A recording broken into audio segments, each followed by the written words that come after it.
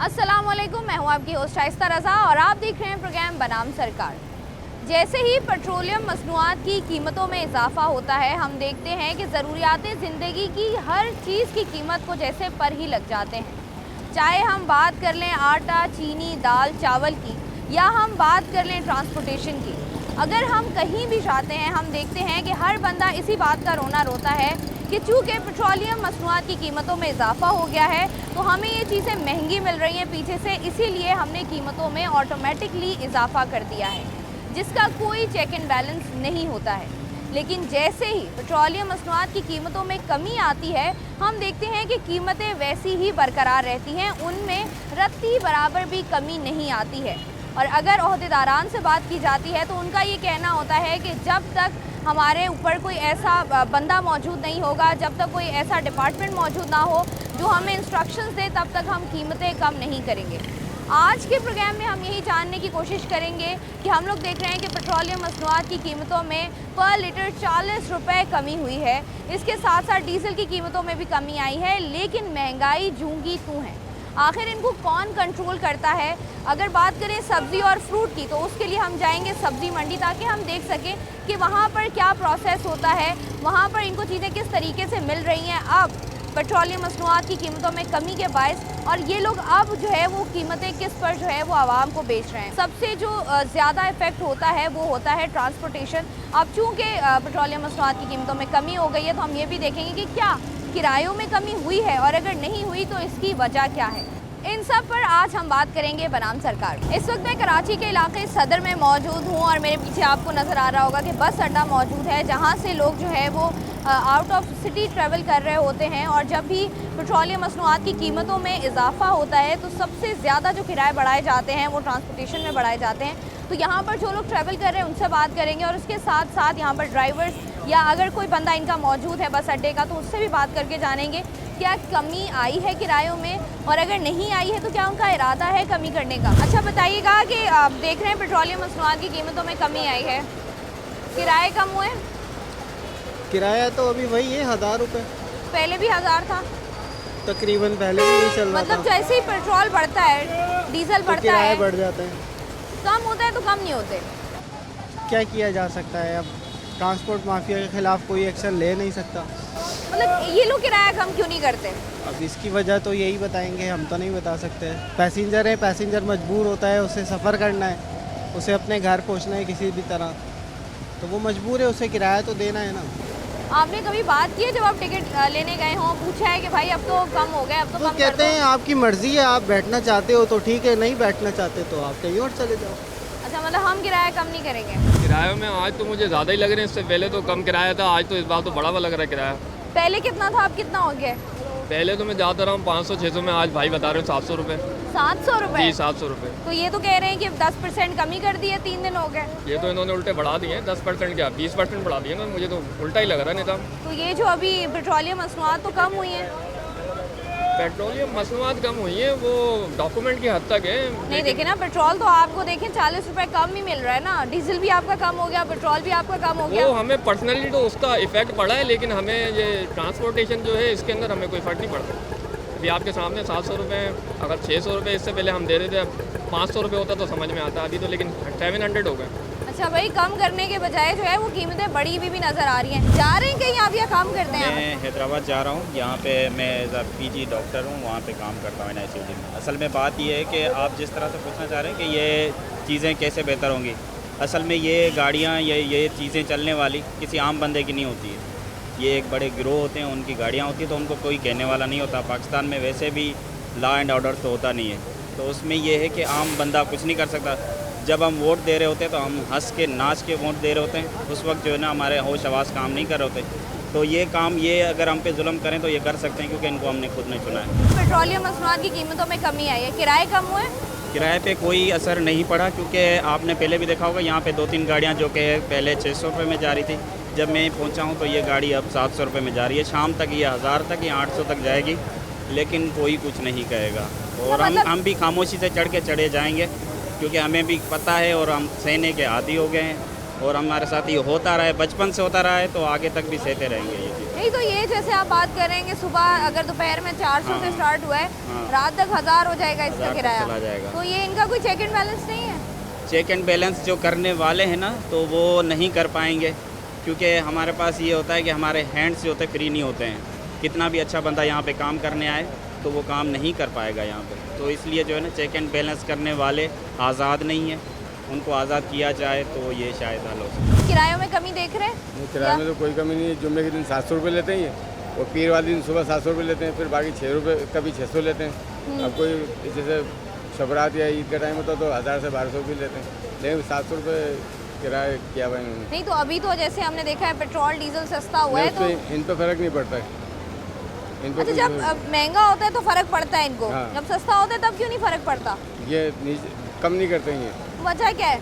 बस कोई मतलब एक ये माफिया है समझ लो, और हुकूमत इस तरफ तवज्जो नहीं देती है, बिल्कुल तवज्जो, हुकूमत की तो बिल्कुल तवज्जो नहीं है इस तरफ। अगर वो तवज्जो दें ना और ट्रैफिक IG DIG किसी SP को यहाँ लगाएं तो इंशाल्लाह ताला सब मामूल पा सकते हैं ये, लेकिन क्या ये बिल्कुल भी सुनाई नहीं होती। तो कभी ऐसा हुआ है आप टिकट लेने आए हो, टिकट महंगा हो तो आपने पूछा हो कि इतना महंगा क्यों हो गया है? हाँ, तो इनसे कहते हैं ना तो ये बदतमीज़ी करते हैं, वो कहते हैं कि ये बैठना है बैठो, अपने घरों पर जाओ। ये अच्छा, जवाब देते हैं। बदतमीजी भी सामने आती है। बस अड्डे पर मौजूद हूँ मैं, और यहाँ पर हमने जितने भी लोगों से बात की है जो कि यहाँ पर आउट ऑफ सिटी ट्रैवल कर रहे हैं, उनका यही कहना है कि पेट्रोलियम मसनूआत की कीमतों में कमी आने की वजह से जो है किरायों में कोई ख़ास कमी नहीं आई है। और उसके बावजूद अगर ये जाकर बात करते हैं, जब भी ये लोग अपने टिकट बुक कराने जा रहे होते हैं, जो भी इनके बुकिंग काउंटर्स होते हैं, तो वहाँ पर भी इनको यही कहा जाता है कि अगर आपने जाना है तो इतने ही पैसे हैं, अगर आपने जाना है तो ठीक है, वरना आप कहीं और अपना अरेंजमेंट कर लें या कहीं और चले जाएँ।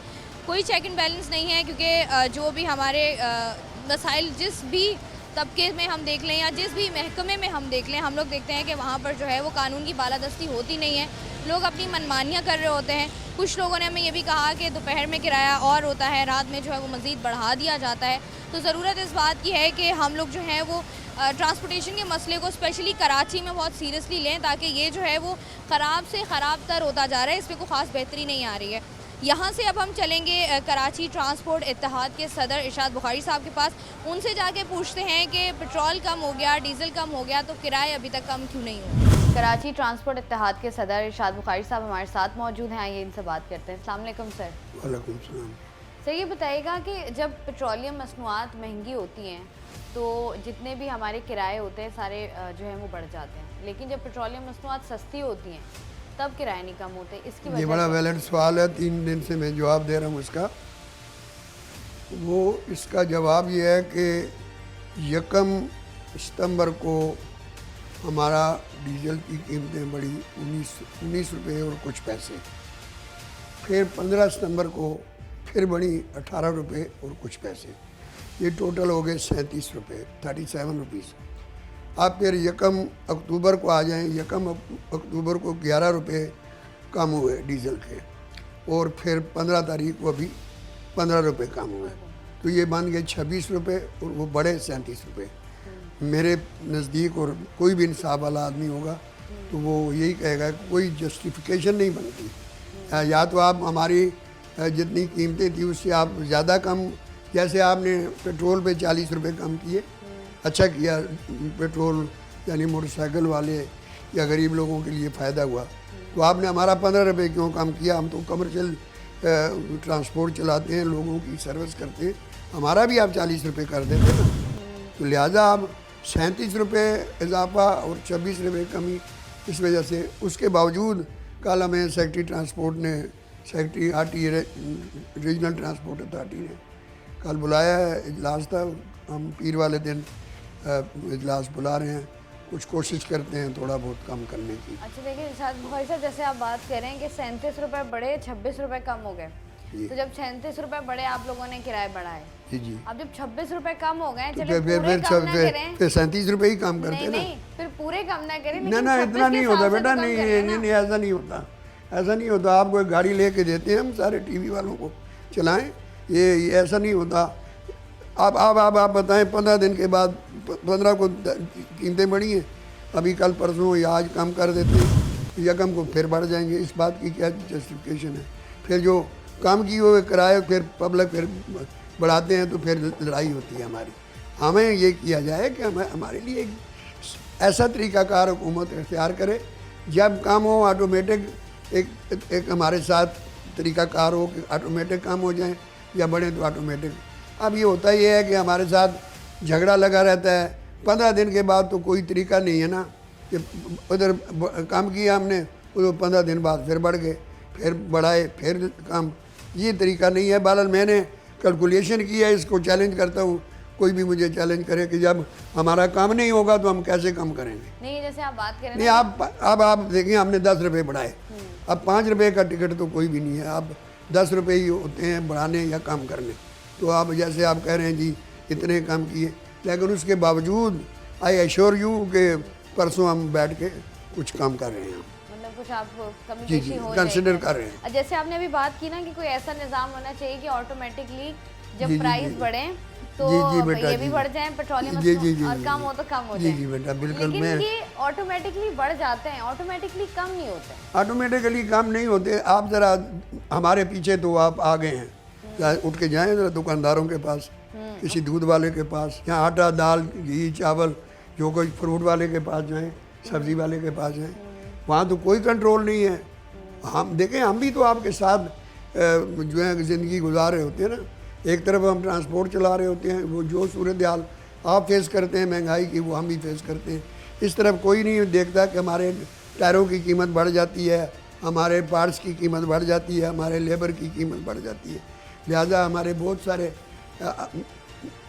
मैं समझता हूँ कि आपके लिए इतना काफ़ी है कि ट्रांसपोर्ट का सदर, मैं 50 साल से यहाँ कराची में सदर हूँ उसका ट्रांसपोर्ट का। 120 गज के मकान में अगर रह रहा है तो उसका मतलब ये है कि डिफेंस के रहने के लिए उसके पास पैसे नहीं है। नहीं तो जितना बड़ा मेरा नाम है या हमारी कमाई इतनी होती तो मैं डिफेंस में रह रहा होता। All that glitters is not gold. आप लोगों ने मकूले नहीं पढ़े अपनी एजुकेशन में, हमने पढ़े हैं। यानी हर चमकने वाली चीज़ सोना नहीं होती। हमने थोड़े बहुत तो पढ़े हैं। थोड़े बहुत पढ़े, हमारे इतने नहीं पढ़े आपने। नहीं, देखिए जैसे आप अभी मैं आपको मकूले सुना के पागल कर दूंगा। नहीं, जैसे आपने बात की अभी कि फ्रूट्स वगैरह हो गए, सब्जियां हो गई, अशिया खुर्दनोश की कीमतें हो गई, ये भी अपनी मनमानी कर रहे होते हैं। इस तरीके से हमें ऐसा लगता है कि कोई भी सियासी जमात होती है, हुक्मरान पार्टी होती है, बाकी सारे छोटे माफियाज होते हैं, वो ऐसे यरगमाल बना लेते हैं हुकूमत को। आप हुकूमत क्यों यरगमाल बनती है? देखिए ना, फ्रूट जितने भी हो गए, हमारे सब्जियां हो गई, ये एक अलग माफिया है। ताजिर बरादरी हमारा एक अलग माफिया है। मेरा नाम तो ऐसे भी माफिया मशहूर है। देखिए ट्रांसपोर्ट एक बहुत बड़ा ही, वो कहते हैं बहुत बड़ा माफिया है। इसलिए कि मेरे ख्याल में इतना बड़ा माफिया है कि ये बंगले भी आप लोगों से छीन लिए, हम लोगों ने सारा कारोबार छीन लिया।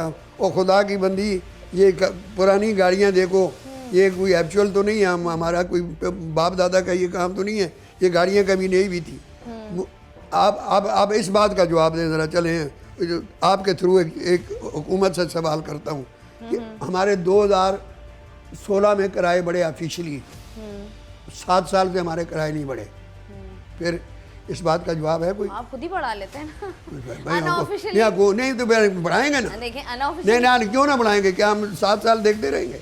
ना, फिर देखें ना, गवर्नमेंट का कोई कंट्रोल भी तो होना चाहिए ना। बिल्कुल बिल्कुल होना चाहिए। हम इस बात को तो नहीं कहते, पहले गवर्नमेंट का कंट्रोल था हमारे ऊपर, अब आपने उन्हें खुला छोड़ दिया तो फिर हर आदमी मनमानी करेगा। मैं कहता हूँ कि ये दूध वाले को जाके देखें ज़रा, या और कीमती अशिया खुर्दनोश जितनी भी हैं उनको देखें ना जाके। क्या एक बसों में सफ़र ही करना होता है? उसके अलावा भी तो होता है ना। जब सब दुनिया पे कंट्रोल किया जाएगा। मैं तो बड़ा कोऑपरेटिव आदमी हूँ। I am known as a cooperative person of this country, of this city. मैं एक तामन करने वाला शख्स हूँ। मैं ऐसा नहीं हूँ, आप माफिया कह लें, सारी दुनिया माफिया कहती है। तो माफिया देखें मेरी बात, अगर आप माफिया की बात करती हैं, इस मुल्क में हुकूमत भी माफिया है, इस वक्त इसमें पुलिस भी माफिया है, इसमें जितने भी डीसी कमिश्नर जहाँ भी देखें। एक बात को मैं रोक लेता हूँ, अगर वो मैं बात करूँगा तो अभी गिरफ्तार हो जाऊँगा। हाँ चलें, अच्छा इसको रोक के रखें।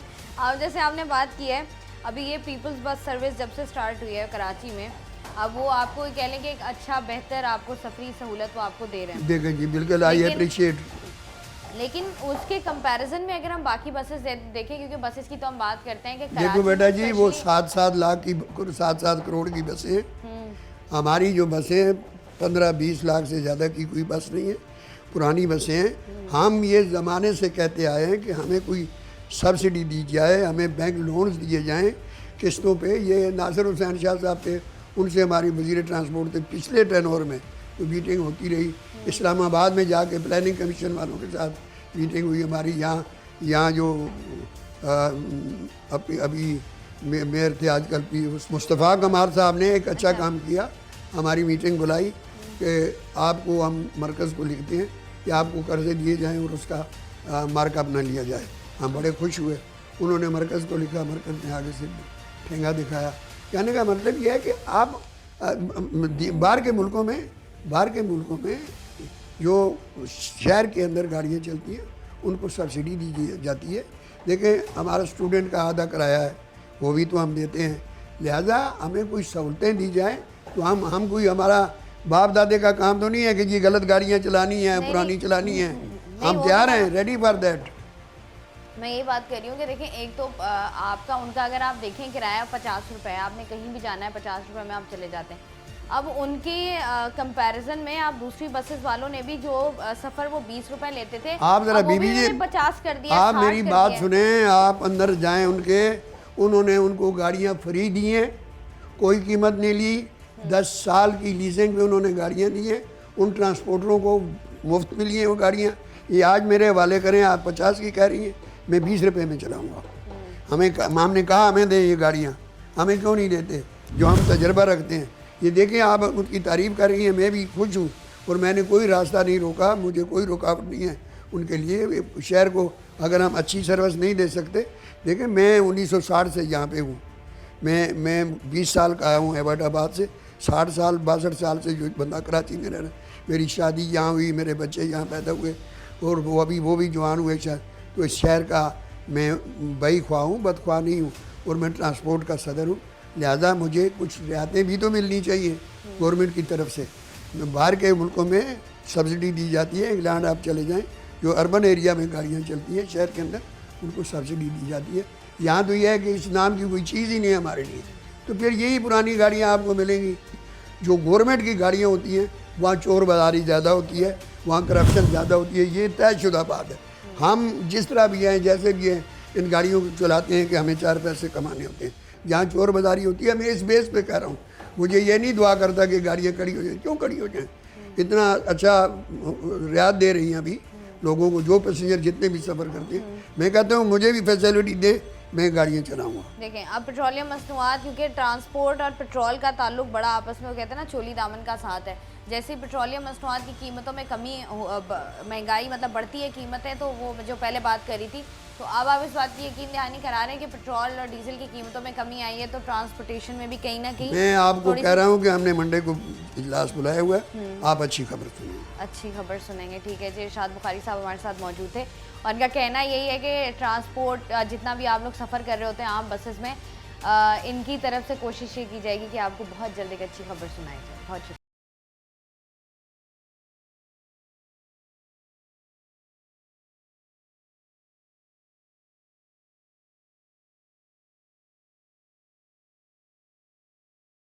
मैं सब्ज़ी मंडी में मौजूद हूँ और सुबह सुबह जितनी भी सब्जियाँ या फ्रूट सब्ज़ी मंडी आते हैं, यहाँ से जो है वो दुकानदार एक बहुत बड़ी तादाद में लेकर अपनी दुकानों पर जाते हैं और वहाँ से फिर जो है वो सरकारी कीमत पर उनको जो है वो बेचा जाता है।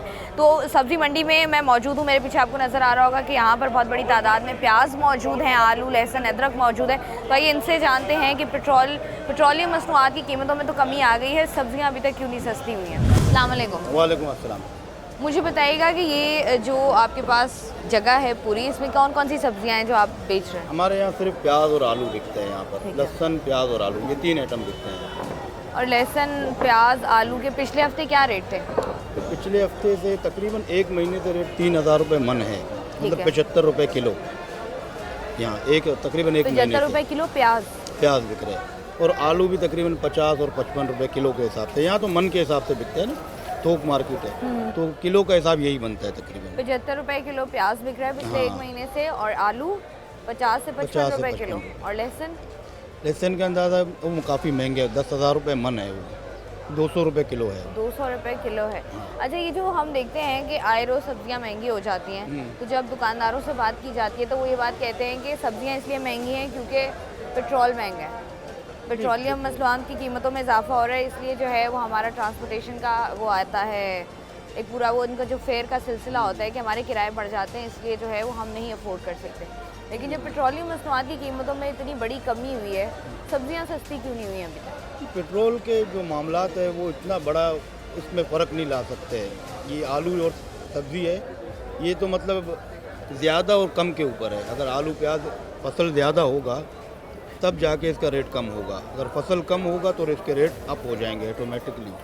बाकी पेट्रोल से फ़र्क पड़ता है, बहुत थोड़ा सा फ़र्क पड़ता है, वो 4-5 रुपए किलो के हिसाब से फ़र्क पड़ता है। अभी देखिए ना, ये आपने बात की कि आलू और प्याज की फसल अगर अच्छी होगी हाँ, तो फिर सस्ता मिलेगा, बिल्कुल ऐसे। नहीं अगर अच्छी नहीं होगी, पीछे ही कमी होगी तो फिर आपको महंगा महंगा मिलेगा। मिलेगा। लेकिन जैसे ही पेट्रोल सस्ता महंगा हुआ 5 रुपए कीमतों को लग जाते हैं पर, इसमें तो कोई शक नहीं है, मानते हैं ये बात आप? बिल्कुल मानते हैं। उसके बाद जैसे ही 40 रुपए अब सस्ता हुआ है तो आप कह रहे हैं इतना कोई फ़र्क नहीं आ रहा। लगता नहीं है आपको ये दोगलापन है? ये तो देखो जो मतलब बेचने वाले हैं, जो कराची शहर के अंदर जो टीए वाले हैं, वो अगर एकदम से रेट बढ़ा देते हैं वो उनका अपना मसला। अभी भी यहाँ 50 रुपये से किलो शुरू है, स्टार्ट है 100 रुपये तक भी किलो, क्वालिटी के ऊपर है ना। तो वो महंगा करके बेचते हैं, वो फिर ना गवर्नमेंट की जिम्मेदारी है ना हमारी। अच्छा, ये जो आप लोग के रेट्स होते हैं सब्जी मंडी में, कौन मुख्तस करता है? ये उसी तरह का ना, जब माल ज़्यादा आता है, जब ग्राहक ज़्यादा होंगे माल कम होगा तो रेट ऑटोमेटिक बढ़ जाएगा, और माल ज़्यादा होगा ग्राहक कम होगा तो रेट गिर जाता है। इस तरह नहीं, मुझे पता है मुख्तस कोई नहीं करता है मुख्तस इसका, कोई नहीं नहीं, ये अपनी अंदाज़ा मर्जी लगाते से। हैं अपनी मर्जी। ग्राहक को जब माल नहीं मिलेगा वो रेट बढ़ा देगा। अच्छा, हम लोग ये देखते हैं कि सब्जियां यहाँ से, जैसे आपने बताया कि 75 रुपए किलो हैं प्याज, ठीक है, बाहर हम देखते हैं 120 रुपए किलो मिल रहे होते हैं, क्या वजह है इसकी? तो ये लाजमी बात है, इसमें किराया भी लगता है और इसमें कुछ ख़राब भी निकलते हैं, कुछ मुनाफा भी रखेगा वो टिया अच्छा, वाला। बाहर दुकानदार ये वाली बात भी करते हैं, जो ख़राब वाली बात की आपने कि सब्जी मंडी से चीज़ें लेने जाओ, पेटी आपने ली है, ऊपर की तय सही होगी, नीचे ख़राब माल होगा। ऐसे भी होगा, ऐसे भी क्यों करते हैं आप ऐसे? ये यहाँ दुकानदार नहीं करते, पीछे से ऐसे होके आता है। कुछ माल ऐसे होते हैं ख़राब हो जाते हैं, ये रास्ते में उनका टाइम ज़्यादा लग जाता है तो रेट भी कम में मिलता है। अच्छा, आप लोगों को भी पीछे से कहीं से मिलता है? पीछे से हम खरीदते नहीं है, ज़मींदार हमारे पास लेके आते हैं। अच्छा, वो खुद लेकर हाँ, आते हैं? वो लेके आते हैं, हमने देते हैं बेचने के लिए, हम उनको बेचते हैं, अपना परसेंटेज जो परसेंट होता है वो हम लेते हैं। ठीक है, और यहाँ पर कोई किराया वगैरह नहीं होता, इस जगह का कोई किराया नहीं है? कोई किराएदार होता है, कोई खुद मालिक होता है जगह का, इस तरह है। अच्छा, आप वैसे आपका फ्रूट का ठेला है, लेकिन फ्रूट आपको सब्जी मंडी में समझ नहीं आया तो अब आप सब्जियां लेके जाएंगे? नहीं, सब्जी भी नहीं लेके जाए, सीधा घर पे। क्यों, तो जो ठेले पे क्या बेचोगे आज? ठेले पे क्या बेचेंगे, होगा तो बेचेंगे। यहाँ इतना कुछ तो पड़ा हुआ है। यहाँ पे तो बहुत महंगाई है, क्या करेगा अभी आप बेचने वाला? यहाँ पर भी महंगाई है, और जो तुम लोगों ने महंगाई की होती है उसके हम बारे लोग में भी क्या ख्याल महंगाई है? करता है, ठेले वाला कोई भी महंगाई नहीं करेगा। ये ठेले वाले जो तुम लोग हर गली से गुजर रहे होते हो, यहाँ से तुम गली से ही गुजरते हैं 70 हम। रुपए किलो जमीन लेके जाते हो, वहाँ पर तुम्हें पता है खवातीन है, मर्द हजरात तो चले गए कामों पर, खवातीन को लगा दो चूना। नहीं, हम लोग नहीं लगाते चूना, हम लोग चूना नहीं लगाते। यहाँ पे 100 रुपये किलो टमाटर पड़ रहा है, 1000 रुपये की पेटी है, 10 किलो वजन है।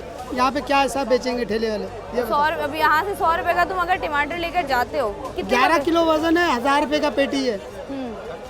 खर्चा 600 रुपये किलो शापर है, मजदूरी ठेले वाला नहीं निकालेगा। यार वे सब्जी का अल्लाह का शुक्र है, गुजारा होता है। वो आगे शहर में जो आटा है, घी है, चीनी है, जो खाने पीने का चीज है, उसका ख्याल रखना करो। अच्छा, सब्जी क्या है, किलो टमाटर लगते हैं 10 दिन होते हैं, किलो प्याज लगेगा, 2 किलो आलू लगेगा, 5-6 हज़ार रुपए का आटा बिकते हैं, उसका सोचो।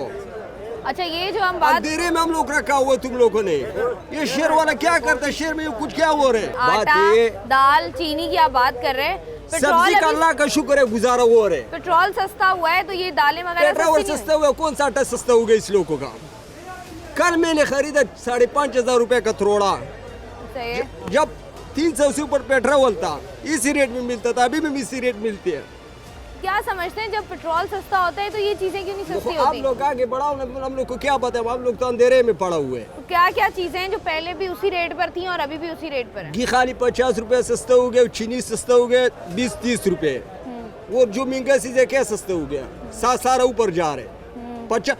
2,000 रुपए ऊपर जाओ, 20 रुपए सस्ता हो जाता है, इसमें कौन सा उसूलात है? 20 रुपए में क्या हो जाते है? 3,000 रुपए आटा महंगा हो गया, अभी 100 रुपया सस्ता हो गया। आप लोग का यह शोर बाजार है कि ये सस्ता हो गया, कौन बोलता है सस्ता हो गया?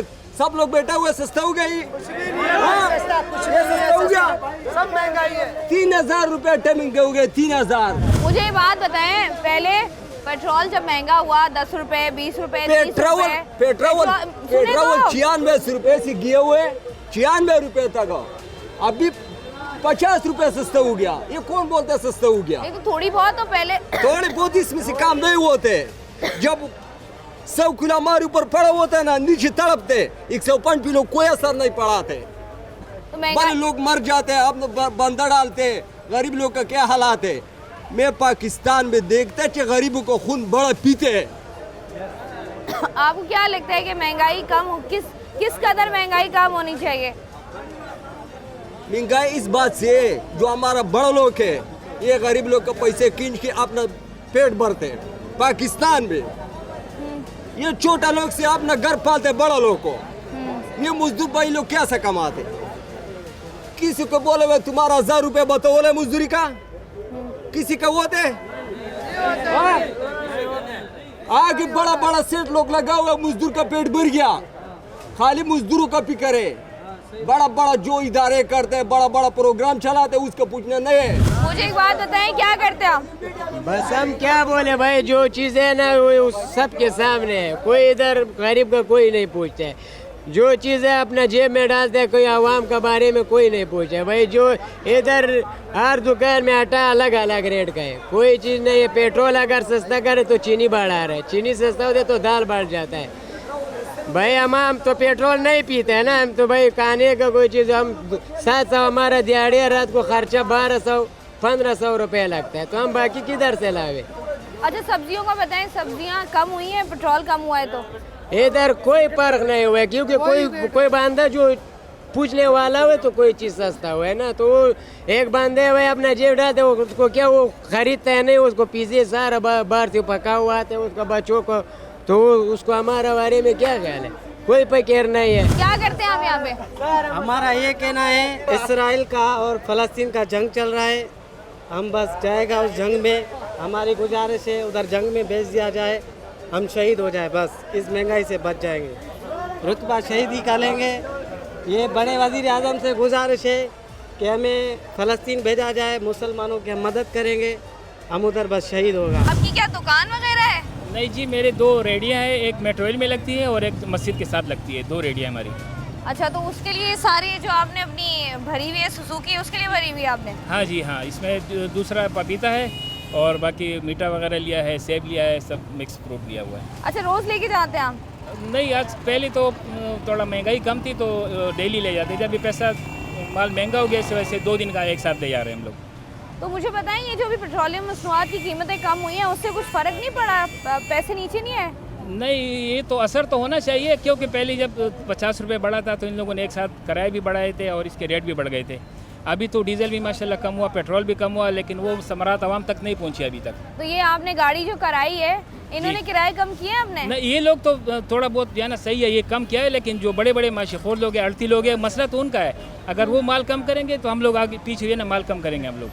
ठीक है, तो ये इनके जो ये रेट होते हैं फ्रूट्स के, ये कौन तय करता है? ये तो मार्केट के ऊपर मुनहसर है, अगर माल कम आ गया तो ये लोग रेट बढ़ा लेते हैं। अभी जैसे कि कल जो है ना मैंने अपना मीठा लिया था 800 रुपये का, कल ज़्यादा आया था, कम आया था। आज 700 का लिया, आज कम आया हुआ है। इस तरीके से अनार है, इस तरीके से जितने फ्रूट है, अगर उसका जो है ना क्वांटिटी ज़्यादा है तो रेट कम हो जाते हैं, अगर ये कम आते हैं तो फिर रेट ज़्यादा बढ़ जाते हैं। ठीक है जी, बहुत शुक्रिया। इस वक्त हमारे साथ जाहिद अवान साहब मौजूद हैं, जो कि चेयरमैन है सब्जी मंडी के। आइए इनसे बात करते हैं। अस्सलाम वालेकुम सर। वालेकुम अस्सलाम। सर, मुझे ये बताइएगा कि सब्ज़ी मंडी में जो भी सब्ज़ी और फ्रूट की ख़रीदो फरोख्त होती है, ये काम किस तरीके से होता है? ये बिस्मिल्लाहिर्रहमानिर्रहीम, ये काम एक सिंपल है। जैसे अपना सिंध के जो करीबी हमारे गडाब और सिंध की ज़मीनें हैं, वहाँ से ग्रोवर्स लाते हैं मंडियों में।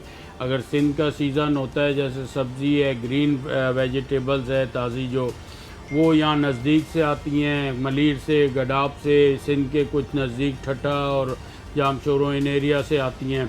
जब यहाँ सीज़न ऑफ होता है तो वो पंजाब से आती हैं।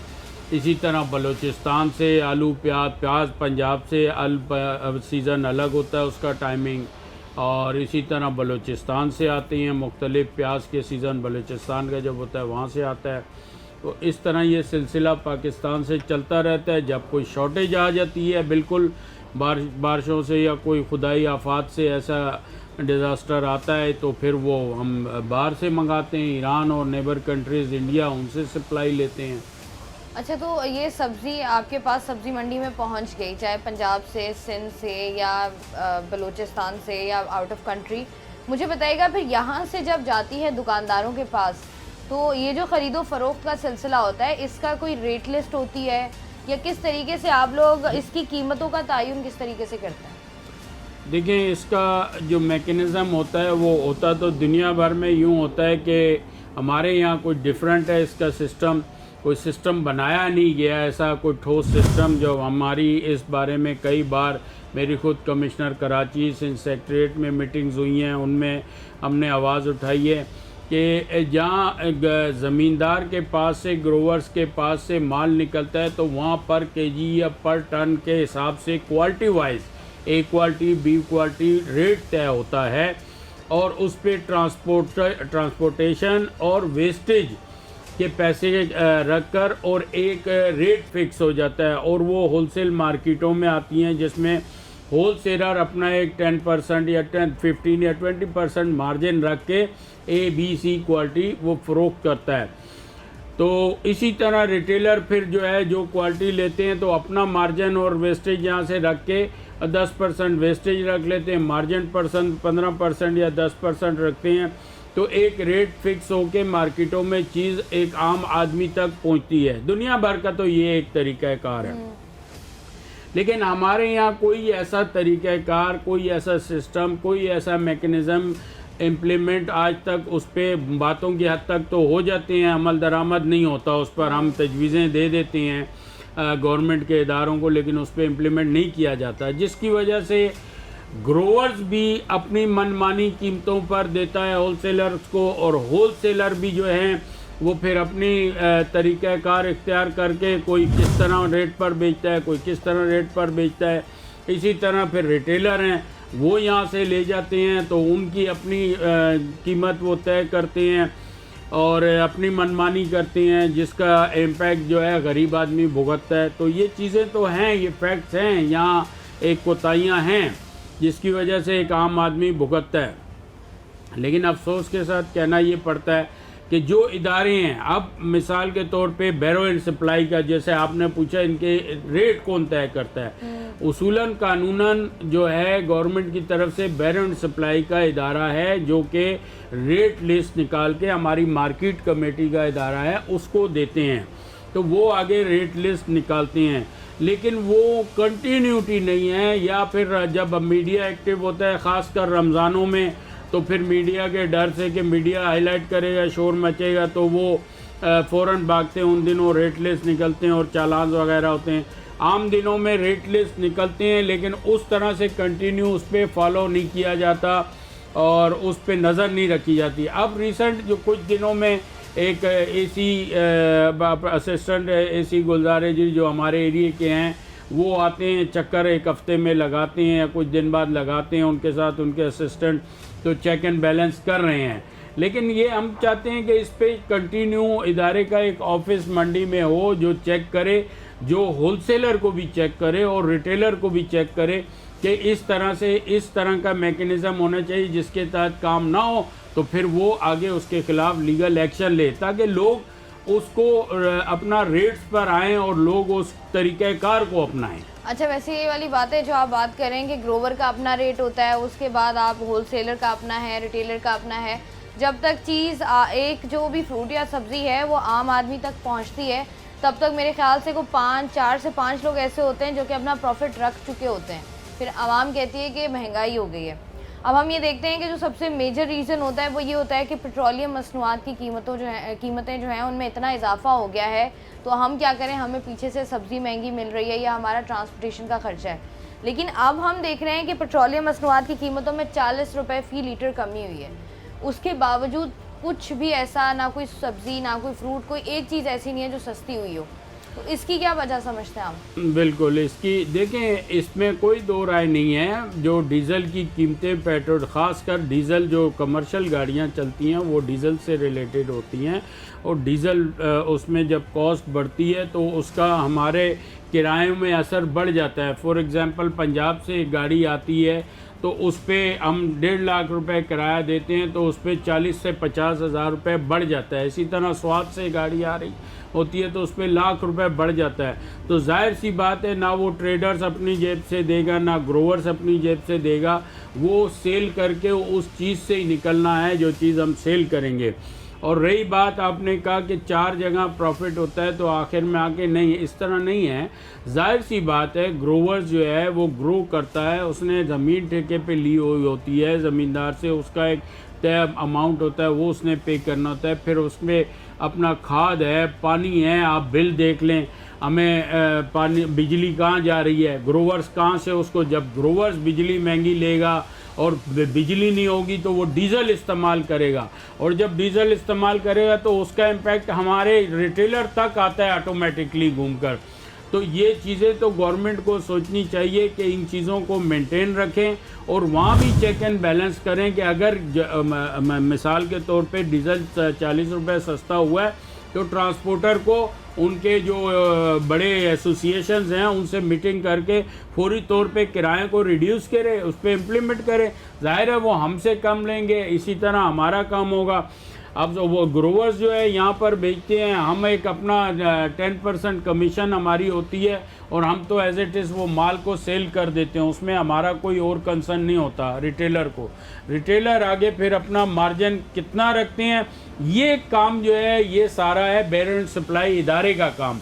ये हमारा काम नहीं है कि हम रिटेलर को रेट फिक्स करें कि जी आप इतने का हमसे ले रहे हैं तो इतने का बेचें, इससे ज़्यादा या कम का ना बेचें, और ना वो करेंगे हमारे कहने पे, क्योंकि हम अथॉरिटी नहीं है गवर्नमेंट की तरफ से। तो उसका एक इदारा है बेयर एंड सप्लाई का, उसके बाद मार्केट कमेटी का इदारा है जो अपना काम करता है, लिस्टें लेकर मार्केट में प्रोवाइड करता है। अच्छा, ये जो आप लिस्टों की बात कर रहे हैं, लिस्टें मेरे ख्याल से अब कितने अरसे बाद निकलती हैं? हर हफ्ते बाद निकलती हैं, हर रोज़ निकलती हैं, क्या प्रोसेस है इसका? नहीं, इसका जैसे अब पिछले लास्ट मंथ से थोड़ा एसी हैं असिस्टेंट कमिश्नर, वो एक हफ्ते में एक चक्कर रात को सब्ज़ी में लगा लेते हैं, तो जब वो आते हैं रेटिंग करते हैं तो उस वजह से थोड़ा 2-3 दिन असर पड़ता है, लिस्टें भी आना शुरू हो जाती हैं और थोड़ा सा डर के मारे वो रेट भी सही हो जाते हैं।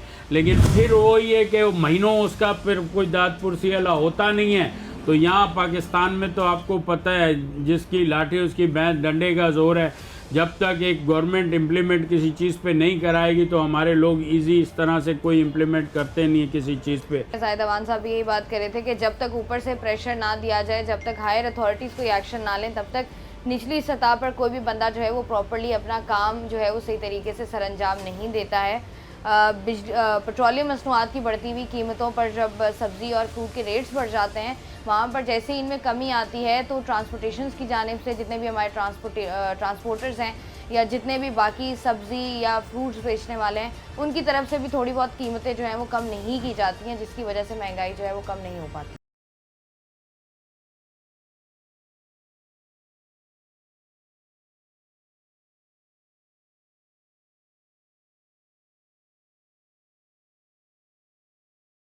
अंजुमन ताजरान कराची के सदर जावेद शम्स साहब हमारे साथ मौजूद हैं, आइए इनसे बात करते हैं। अस्सलाम वालेकुम सर। जी वालेकुम। कैसे हैं सर आप? अल्हम्दुलिल्लाह बिल्कुल ठीक। सर, पेट्रोल महंगा होता है, सबसे ज़्यादा शोर जहाँ से आता है वो होती है ताजिर बरादरी, लेकिन पेट्रोल सस्ता होता है तो बिल्कुल खामोशी हो जाती है, क्या वजह है इसकी? अब बहुत हसास मौजू है इस बार, जो है ना, आप बहुत अच्छी चीज़ लेकर आई हैं, बोलने का मज़ा आएगा। देखिए, सूरत हाल ये है कि हमने सबसे पहले आवाज़ उठाई अंजुमन ताजरान ने, और आर्मी चीफ साहब के इक़दाम और निगरान वज़ीर आज़म के जो इक़दाम थे इस हवाले से, उसको हमने जो है वो अप्रिशिएट भी किया, और उसके साथ साथ मज़ीद उस पर इक़दाम की हमने जो मुतालबा भी किया। उसके असरात क्या है कि सबसे पहले डॉलर के रेटों में फ़र्क आया, उसके बाद गोल्ड के रेटों में फ़र्क आया, फिर चीनी की जो सबसे बड़ी जो स्मगलिंग हो रही थी उसको रोका गया, उसके प्राइस नीचे आए, आटा नीचे, दालें नीचे, चावल नीचे। फिर अल्हम्दुलिल्लाह अल्लाह ताला ने करम किया कि पाकिस्तान की मईशत स्टेबल साइड पर आई, और जो आलमी मंडी में तेल की कीमतों का फ़र्क आया तो पाकिस्तानी आवाम को भी उसके असरात जो है पहुँचे।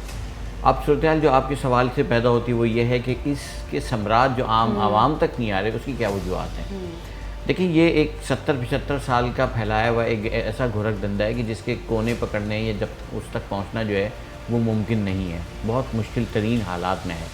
अब सूरत ये है कि अगर आर्मी चीफ साहब ने या आर्मी ने या निगरान वज़ीर आज़म ने जो सूरत हाल जो है वो बनाई है, प्राइजेज़ नीचे आए, तो वो लोग जो पिछले 75 सालों से ज़ख़ीरा अंदोज़ी में या महंगाई के जो है वो इजाफे में मुलविस थे, वो इतनी आसानी से तो पीछे हटने को तैयार नहीं। और आप देख रहे हैं कि एकदम से पहले गोल्ड नीचे आया, फिर उसके बाद गोल्ड की कीमत फिर दोबारा ऊपर गई, फिर स्टेबल हुई। इसी तरह डॉलर की भी फ्लक्चुएशन जारी है।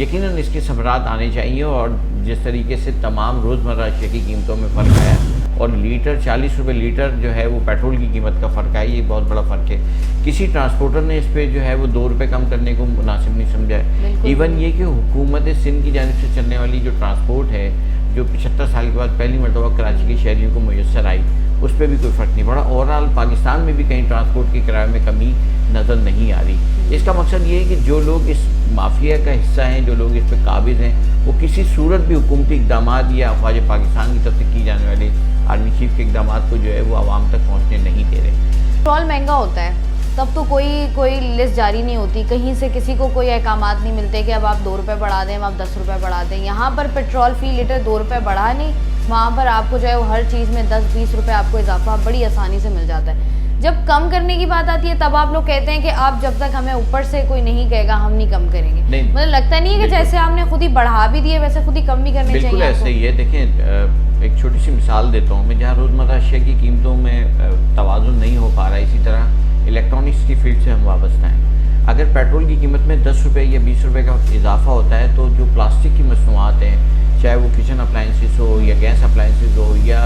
वॉशिंग मशीन हो या दीगर जो अशिया जो प्लास्टिक से बनती हैं, उनकी कीमतों में हज़ारों रुपए का फ़र्क हो जाता है। एक ब्रांड है, मैं आपको बताऊं कि उसने पिछले 1.5 साल में जैसी कीमतें ऊपर गई हैं, उन्होंने जो वॉशिंग मशीन 15,000 रुपये की थी वो उन्होंने आज 28-27 हज़ार की कर दी है।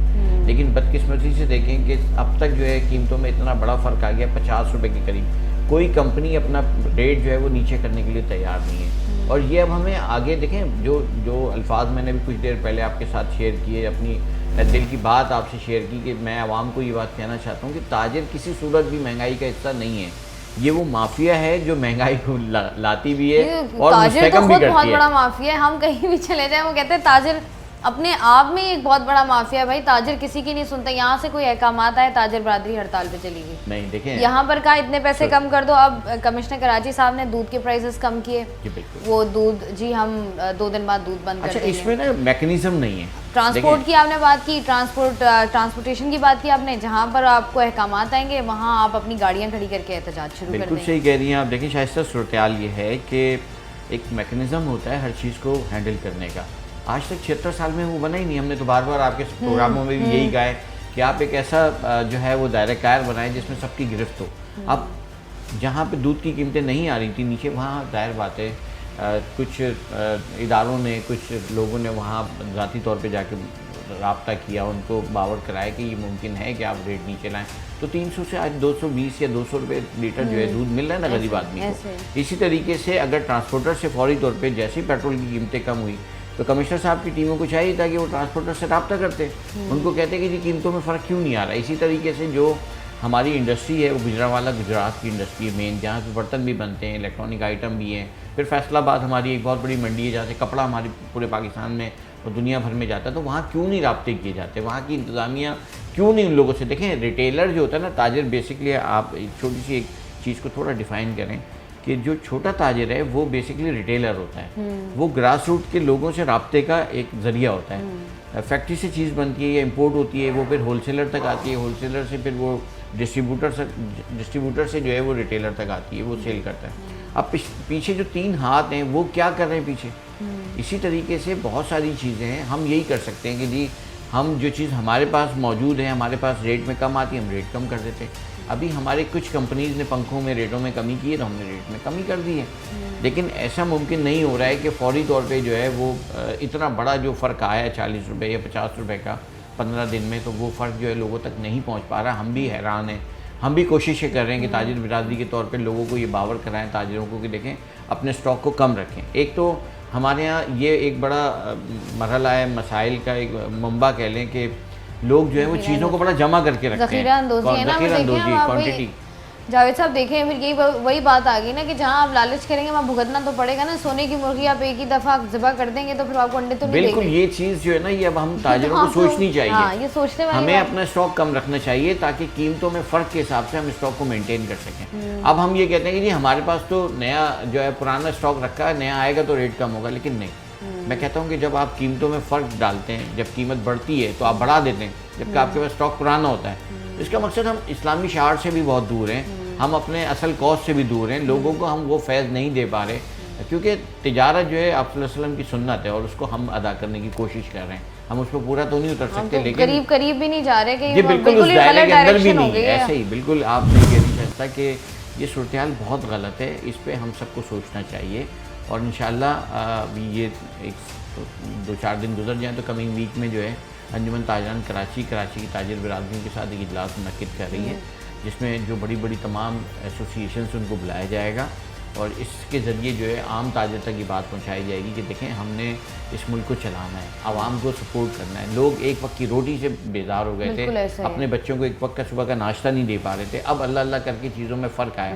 जब 25% का फ़र्क ओवरऑल आ गया है तो लोगों को इम्पैक्ट उसका आना चाहिए। लोगों तक वो समरात क्यों नहीं पहुँच रहे, उसमें शायद कहीं ना कहीं हम ताजिरों का भी कोई किरदार है, इसमें कोई कबात नहीं है। ताजिरों की बात की जाती है ना जावेद, जब आप दुकानदार के पास जाते हैं तो वो कहते हैं झूठा ताजिर है, हम क्या करें, हमारा तो यही है। अब एक बंदा, जैसे आप बात कर रहे थे, एक चावल है, आपने स्टॉक जमा कर लिया महीना पहले, चावल की प्राइस में इतना बड़ा फ़र्क आया है, तो अब आपको चीनी की, जैसे आप बात कर रहे थे, चीनी आपने जमा कर, अब आप मुझे बताएं कि अगर मैंने 20 किलो चीनी या मैंने को 20 मन चीनी लेके रख ली है, इसमें आम आवाम का तो कसूर नहीं है, ये तो मेरी लालच थी, मैंने रख लिया। अब आपको जहाँ इतना मुनाफा भी हुआ है जो आपने किया है, वो वहाँ पर अब आपको लॉस भी भुगतना पड़ेगा। लेकिन हम ये करते हैं, जितनी हमारे पास ताकत होती है ना, हम उतना नाजायज़ फ़ायदा हम पूरा उठाते हैं। देखिए उसका भी, उस 20 मन का भी बोझ जो है ना, मैं आम आवाम पर डाल दूँ। आपके तवज्जो से मैं अपने ताजिरों से कहूँगा कि स्टॉक को जो है वो कम रखें, ताकि जो भी फ़र्क आता है, चाहे वो ज़्यादा होता है या कम आता है, उसका इम्पैक्ट आपको भी ना पड़े। अगर आपकी चीज़ें ज़्यादा महंगी खरीदी में आप सस्ता बेचेंगे, आपको नुकसान है। लिहाजा अपनी बहुत ज़्यादा अगर आपने स्टॉक रखना है तो 1 हफ़्ते का स्टॉक रखें, इससे ज़्यादा ना रखें। और कंपनीज़ की तरफ जो है हुकूमत को तवज्जो देनी चाहिए बहुत ज़्यादा।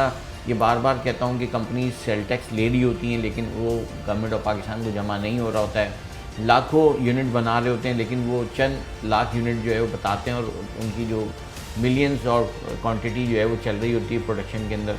तो इस पर भी यकीनन बात होगी। हमारी जो उस कमेटी से राब्ते भी हुए हैं जो आर्मी चीफ साहब ने बनाई है, उनसे हमारी मुलाकातें हुई हैं।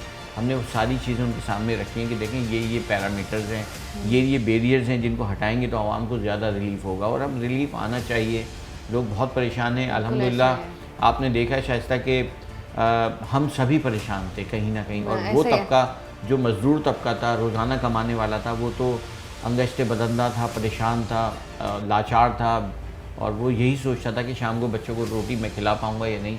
तो अल्हम्दुलिल्लाह इतना तो फ़र्क आया है कि चीज़ों में फ़र्क आना शुरू हो गया है। अब हमें आगे बढ़कर इस पे अपने लिए 2 कदम बढ़ना पड़ेगा, आवाम तक ये समरात पहुँचाने पड़ेंगे। और मैं ये आपके तवज्जुह से मुतालबा करूँगा तमाम ताजिर बिरादरी से कि अगर आपके पास पुराना स्टॉक है भी तो बराए करम आप उस स्टॉक को जो है कम कीमतों में बेचें, अल्लाह आपसे राज़ी होगा।